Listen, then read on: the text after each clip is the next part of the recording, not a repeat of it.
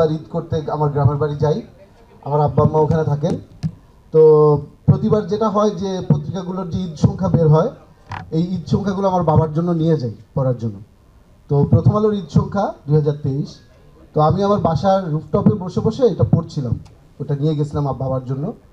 তো একটা গল্প পড়তে পড়তে আমি ওই সময় হঠাৎ আমার কি একটা অদ্ভুত, তখন আমি অন্য সিনেমার গল্প অলরেডি আমি নিজে নিজে সিদ্ধান্ত নিয়েছি যে অনেক বছর পর সিনেমা বানাবো, কিন্তু এই গল্পটা পড়ার পরে হঠাৎ করে দেখলাম যে আমার অনেক কান্না পাচ্ছে।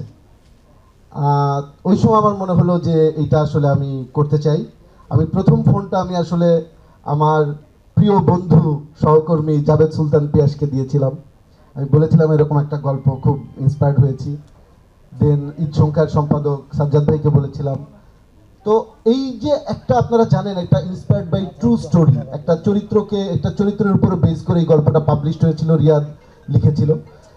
তো এই চরিত্রের সাথে যখন আমি মিশি, এবং সেটা একটা দীর্ঘদিনের জার্নি ছিল, খুবই অদ্ভুত একটা অনুভূতি। মানে এটা আমার নিজের ইন্সপিরেশনের জন্য। মানুষের জীবনে অনেক ঝড়ঝাপটা আসে, আমরা জানি, মানুষ অনেক প্রতিকূল পরিস্থিতির মধ্যে পড়ে, কিন্তু একটা মানুষের মানসিক শক্তি কত বিচিত্র এবং কত স্ট্রং হতে পারে, কত দমদার হতে পারে, যে সেখান থেকে আসলে মানুষ বেঁচে ফিরে।